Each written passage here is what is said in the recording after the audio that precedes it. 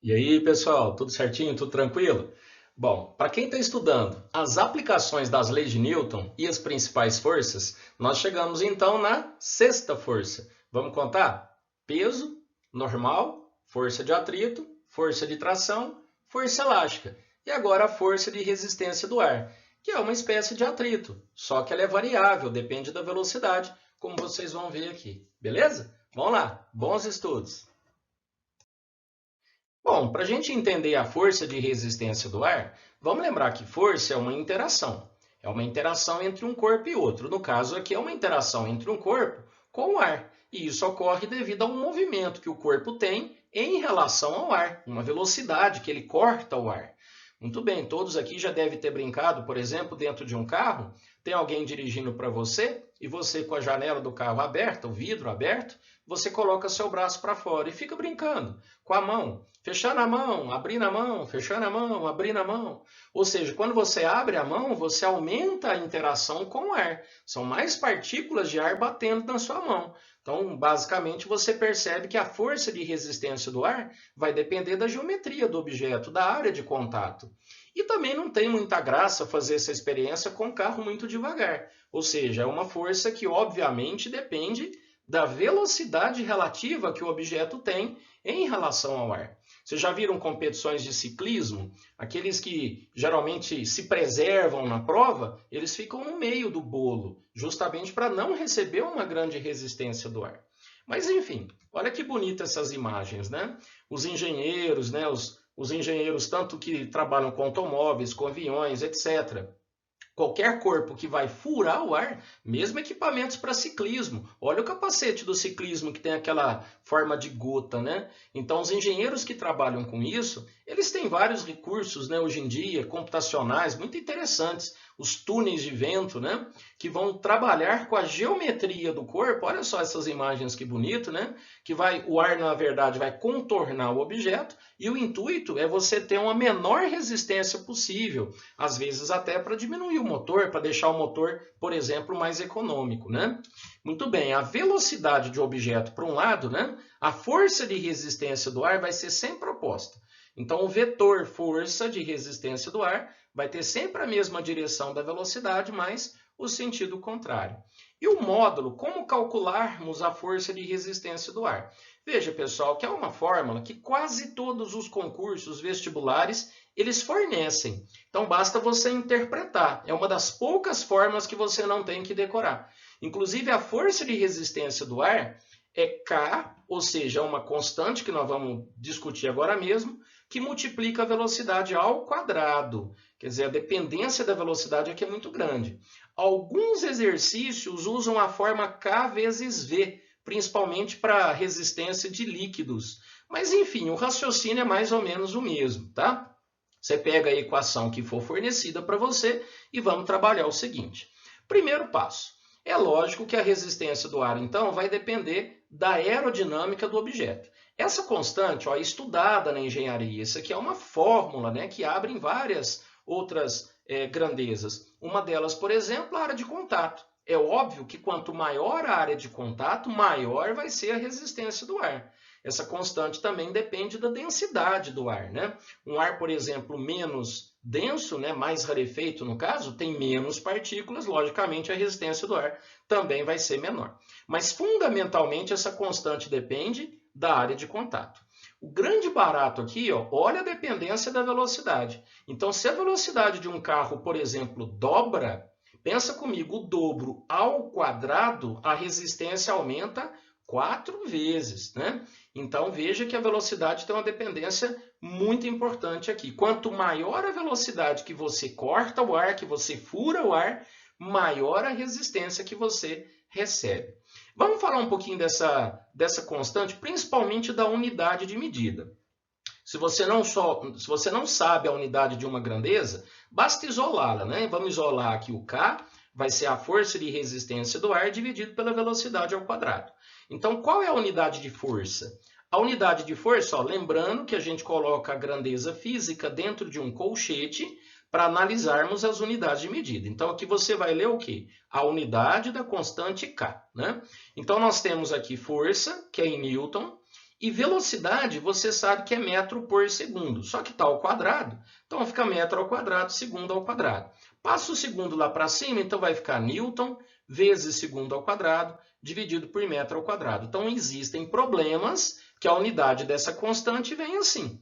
Então, não se preocupe, está assim? Está no sistema internacional, né? Está assim por causa da equação. É muito comum também abrirmos o Newton. O que é o Newton como unidade? Newton, que é a unidade de força, vem da fórmula massa vezes aceleração. Ou seja, massa, unidade quilograma, e a aceleração metro por segundo ao quadrado. Então, tudo isso que eu estou circulando aqui, ó, quilograma vezes metro por segundo ao quadrado, é a unidade Newton.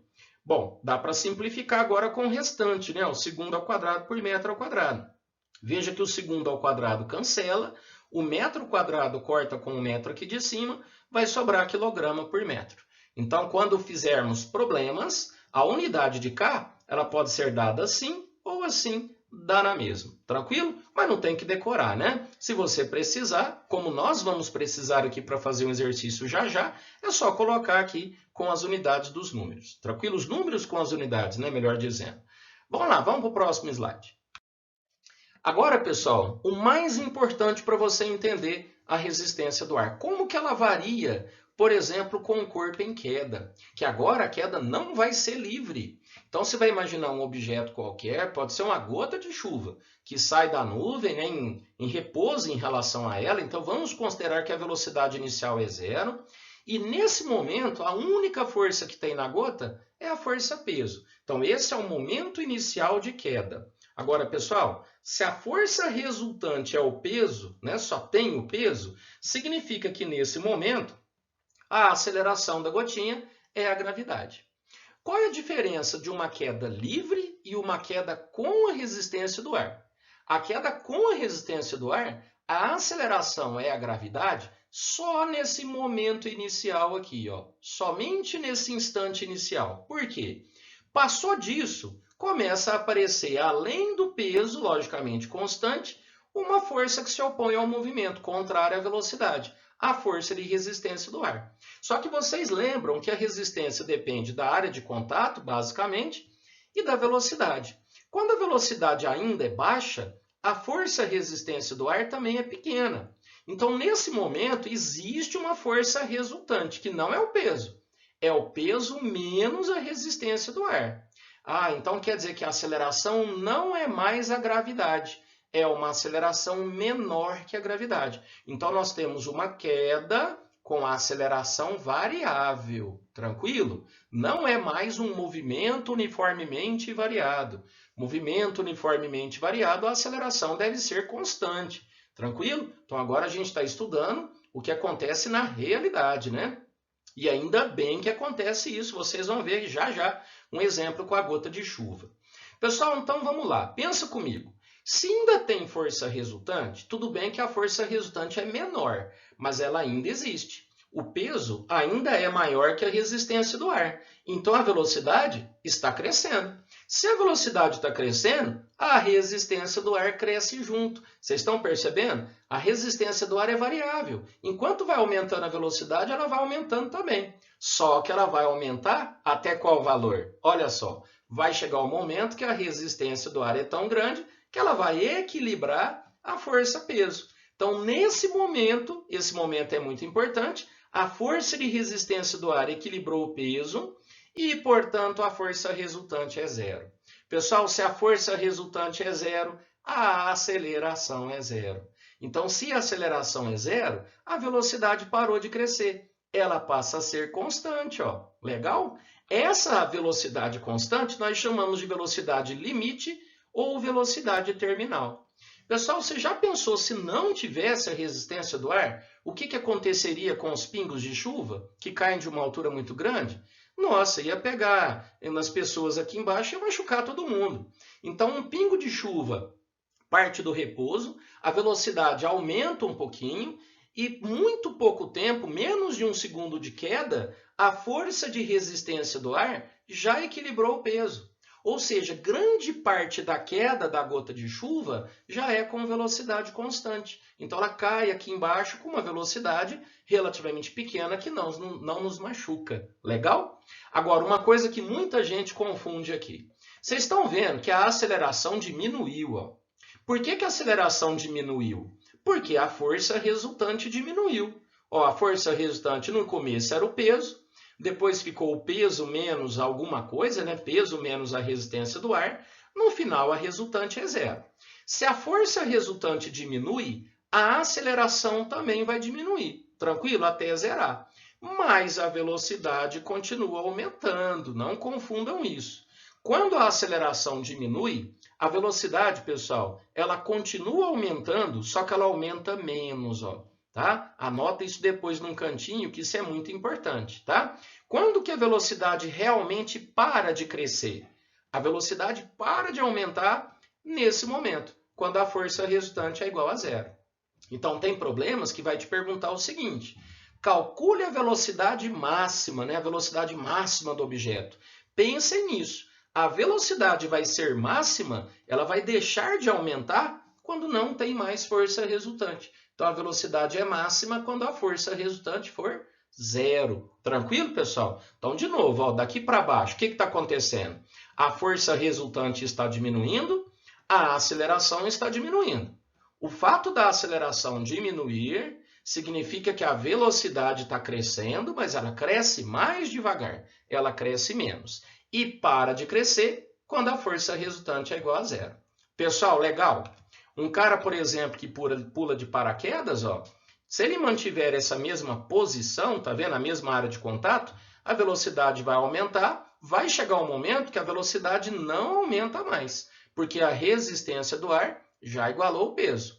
Ele pode, por exemplo, mudar a forma do corpo dele, né? A forma não, né? O jeito com que ele cai, por exemplo, de ponta. Se ele colocar a cabeça aqui para baixo, ele pode diminuir a resistência do ar e aí fazer com que a velocidade cresça um pouco mais. Mas nesse exemplo, por exemplo, a força-peso já equilibrou a resistência do ar, então ele já está na velocidade limite. E como que a gente faz o cálculo dela? Olha como é simples, pessoal. É tranquilo. A força de resistência do ar, quando falarmos em velocidade limite, já é igual ao peso. Então, K vezes V ao quadrado, a fórmula que ele vai te dar, é igual a m vezes g. E é só isolar a velocidade. Ó, v quadrado é mg sobre k e, portanto, a velocidade é raiz quadrada de mg sobre k. Evidentemente, você não precisa decorar essa equação, tá? Como eu disse, essa equação é fornecida, geralmente é fornecida nos problemas, tá? Aqui seria um gráfico, ó, da velocidade em função do tempo. Como não é uniformemente variado, não é aquela reta tradicional, né? Faz uma curva por causa da raiz, faz uma curva e a tendência chega um momento, ó, que a velocidade passa a ser constante, ela não aumenta mais, é chamada então de velocidade limite. Pessoal, entenderam? Vamos fazer um exemplo importante que caiu na prova do Enem. Olha, na época dessa questão do Enem, muita gente teve dificuldade na interpretação desses gráficos. Vamos lá. Em um dia sem vento, ao saltar de um avião, um paraquedista cai verticalmente até atingir a velocidade limite. No instante que o paraquedas é aberto, instante TA, ocorre a diminuição de sua velocidade de queda. Algum tempo após a abertura do paraquedas, ele passa a ter velocidade de queda constante, que possibilita sua aterrissagem em segurança. Que gráfico representa a força resultante sobre o paraquedista? Pessoal, aqui é o gráfico da força resultante, não é velocidade. Ó. Vamos lembrar aquela figurinha que eu acabei de fazer? Ó, primeiro, paraquedista, imagina ele aqui, tem o peso dele, aí a força de resistência do ar vai começar a atuar até equilibrar o peso. Então, lembra, a força resultante é o valor, é o peso, e no final a força resultante é zero. Então, você tem que procurar um gráfico que a força resultante está diminuindo. Ó, pode ser a letra A, pode ser a letra B. A letra C já não tem jeito mais, ó, nem a letra E. A letra D pode também, né? Só que depois, pessoal, ele vai abrir o paraquedas, ó. Pum, abriu o paraquedas. Na hora que abre o paraquedas, o que é que vai acontecer, pessoal? Aumenta aquela área de contato. E se aumenta a área de contato, aumenta muito a resistência do ar. Então, a resistência do ar vai ficar maior do que o peso agora. Ou seja, lembra que no começo a força resultante é para baixo? Depois, vai ter uma inversão de força resultante. Como a resistência do ar vai ficar muito grande, a força resultante vai ser para cima, o que vai produzir uma desaceleração. Ou seja, ele vai reduzir a velocidade. Esse é o intuito, não é verdade? Só que depois, ao reduzir a velocidade, reduz a resistência do ar e equilibra o peso novamente. Tranquilo? Quando ele fala que a velocidade passa a ser constante, ó, lembra que a força resultante é zero. Então, nessas duas situações aqui finais, a força de resistência do ar vai ser igual ao peso. Ó. A resistência do ar aqui vai ser igual ao peso, a resistência do ar aqui vai ser igual ao peso. Ué, qual que é a diferença então? A diferença é que aqui a constante aerodinâmica, aquele K, é pequeno, então ele vai ter que ter uma velocidade grande. Quando ele abrir o paraquedas, aquela constante aumenta, porque aumenta a área de contato, consequentemente a velocidade fica menor, né? Que é a velocidade de segurança. Então vocês perceberam que teve uma inversão de força resultante? Por isso que nos gráficos da letra A e da letra B ele mostra esses detalhes, a força sendo positiva e depois a força negativa. Considerando aqui a força positiva para baixo, né, a resultante, a hora que a força resultante fica para cima, ela fica negativa. Agora vamos ver se tem sentido. Vamos lá, olha a letra B, pessoal. A força resultante diminui, veja bem, ó, e fica zero, que é esse momento aqui. Aí, no momento que abre o paraquedas, a força resultante tem um valor muito grande. Então, olha só, ela tem um valor grande, só que negativo, né, por causa da referência, e volta a diminuir até zerar novamente. Então, nas duas situações, a força resultante no final vai ser zero. Ó. Resultante zero aqui, resultante zero aqui. Por isso que a resposta é a letra B de bola. Ó, pessoal, mas é um exercício mais difícil, tá? Qualquer coisa, volta aí o vídeo um pouquinho e esse exercício é importante para o seu treinamento. Tá legal? Vamos fazer um último aqui, um que caiu na FUVEST. Bom, tem esse exemplo aqui da FUVEST, é um exercício legal da segunda fase da FUVEST.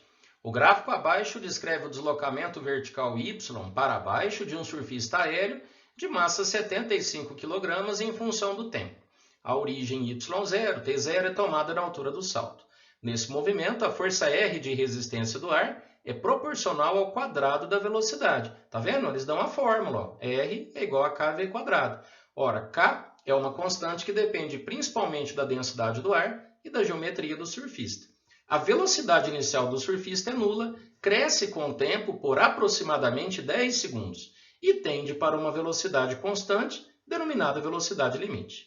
Bom, qual é o valor dessa velocidade limite? Pessoal, esse exercício, a primeira parte dele é cinemática a resolução. Lembra que o gráfico posição em função do tempo, Y aqui é o posicionamento, ó, Y em metros, tá vendo? Só que quando o movimento é uniforme, você lembra que pode usar ΔS sobre ΔT? O movimento é uniforme a partir de 10 segundos. Então, se a gente pegar essa variação aqui que eu circulei, ó, que eu destaquei, de 10 segundos até pelo menos 14, pode ser antes, eu peguei aqui de 10 segundos, tem que ser a partir de 10 segundos, e usei aqui o intervalo de tempo de 10 a 14. Veja que aqui forma uma reta, bonitinho. Ó. No movimento uniforme, o gráfico do espaço em função do tempo é uma reta, né? Vem da equação S igual a S0 mais VT. Então, dá para a gente usar o ΔS sobre o ΔT para calcular essa velocidade final. Bom, aqui só tem um detalhe que não é muito exato, né? Você tem que fazer uma estimativa. Ó. No instante 10 segundos, por exemplo, está bem no meio aqui, né? Aparentemente. Veja que cada quadradinho vale 50. Então, aqui é 300, 350, aqui é 400. Então, nós temos aqui 325 de posicionamento inicial e aqui vai ser 525. Então, quando você faz o delta, ó, 525 menos 325, dividido pelo intervalo de 4 segundos, você acha a velocidade limite, né? Que é a velocidade máxima que já é constante. O restante, ó, é só fazer o seguinte, como que a gente acha constante? Lembra que no momento que a velocidade é limite, esse momento final, a força de resistência do ar se iguala ao peso. kV² é igual a mg. Basta colocar os valores. Ó. O K é o que eu preciso, a velocidade limite é 50, e aqui veja o que eu fiz, eu coloquei as unidades, né? Como se eu não soubesse a unidade final. Então é 50 metros por segundo. Ao quadrado, metro quadrado, segundo ao quadrado.